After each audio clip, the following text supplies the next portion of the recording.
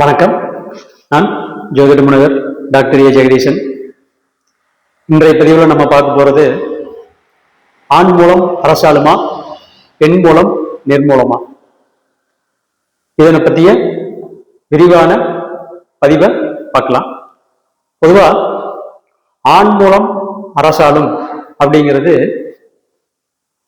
பொதுவா ராசிகள்ல ஆண் ராசிகள் அப்படின்னு உண்டு, பெண் ராசிகள் அப்படின்னு சொல்லி தனித்தனியா உண்டு. மேசராசி, மிதுன ராசி, சிம்ம ராசி, துலா ராசி, தனுசு ராசி, கும்பராசி, இந்த 6 ராசிகளுமே பாத்தீங்கன்னு சொன்னோம்னா ஆண் ராசிகள்.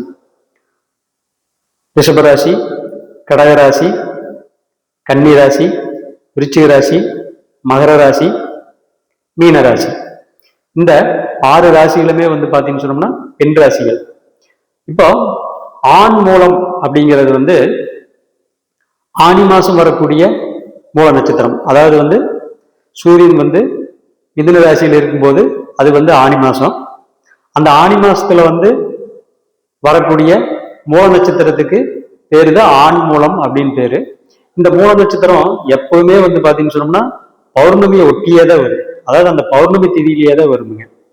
பொதுவா இந்த பௌர்ணமி திதி பாத்தீங்கன்னு சொன்னோம்னா பட்டாபிஷேகத்துக்கு உண்டான திதி, அதாவது பதவியேற்பு விழாவுக்கு உண்டான திதி இது. எனவே இந்த ஆனி மாசத்துல வரக்கூடிய மூல நட்சத்திரம் பொதுவாகவே சிறப்பான நட்சத்திரமா சொல்லப்படுது. இதைத்தான் பாத்தீங்கன்னு சொன்னோம்னா ஆண் மூலம் அரசாலும் அப்படின்னு சொல்லியிருக்காங்க. அதனால இதுல எந்த விதமான வேற கருத்துக்கள் ஒண்ணும் இருக்கிற மாதிரி இதுல தெரியல. அதே மாதிரி பெண் மூலம் நிர்மூலம் அப்படின்னு சொல்லி ஒரு பழமொழி இருக்கு. பெண் மூலம் அப்படிங்கிறது பொதுவாக ராசிகள்ல சொன்ன இல்லைங்களா, பெண் ராசி. இந்த பெண் அப்படிங்கிறது கன்னிராசி குறிக்கும். அப்போ இந்த கன்னிராசியில் வரக்கூடிய மூல நட்சத்திரம் எப்பவுமே அஷ்டமி திதியை ஒட்டியே வருது. எத்தனை வருஷம் இருந்தாலும் அதே அஷ்டமி திதியிலேயே ஒட்டியே வந்துட்டு இருக்கு. எனவே நம்ம பொதுவாகவே வழக்கத்துல அஷ்டமி திதியில எந்த விதமான சுபகாரியங்களும் செய்ய மாட்டோம். அதே மாதிரி பொதுவாகவே அஷ்டமி திதி எல்லாத்துக்குமே விளக்கத்தக்கது. அதாவது தேய்விரை அஷ்டமியில நீங்க இடம் கிரையம் பண்ணலாம். அதே மாதிரி அஷ்டமியில கோர்ட்டு கேஸு இந்த மாதிரி விஷயங்களை நீங்க பதிவு பண்ணலாம். வேற எதையுமே அந்த திதியில நல்ல விஷயங்கள் பண்ண முடியாது. இதைத்தான் பெண் மூலம் நிர்மூலம் சொல்றாங்க. அதாவது அதாவது புரட்டாசி மாசம் வரக்கூடிய மூல நட்சத்திரத்துல நீங்க எந்த சுபகாரியங்கள் பண்ணாலும் அது சக்சஸ் ஆகாது. அது அஷ்டமி தேதியில வர்றதுனால. இதே ஆண் மூலம் அரசாலம் அப்படிங்கிறது ஆனி மாசம் வரக்கூடிய மூல நட்சத்திரம் பௌர்ணமி தேதியை ஒட்டியே வர்றதுனால நீங்க அந்த பௌர்ணமி தேதியில எல்லா விதமான சுபகாரியங்களும் பண்ணலாம். வேற எந்த கெடுபலனும் அதுல கிடையாது, அந்த திதிக்கு கிடையாது.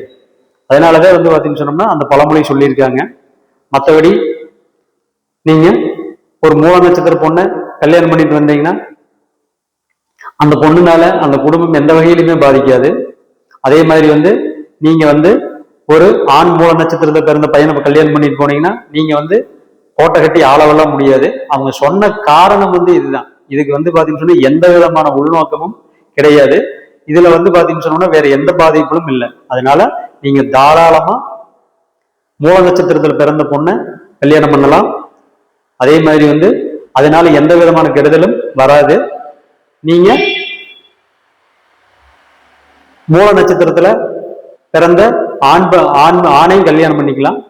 அந்த பையனை கல்யாணம் பண்ணிட்டு வர்றதுனால உங்களுக்கு எந்த விதமான பெரிய முன்னேற்றங்களோ பெரிய சொத்து சுகங்களோ சேர போறது இல்லை. அவங்க சொன்ன காரணம் இதுதான். வேற எந்த ரீசனுமே இதுக்கு இல்லை. நன்றி, வணக்கம்.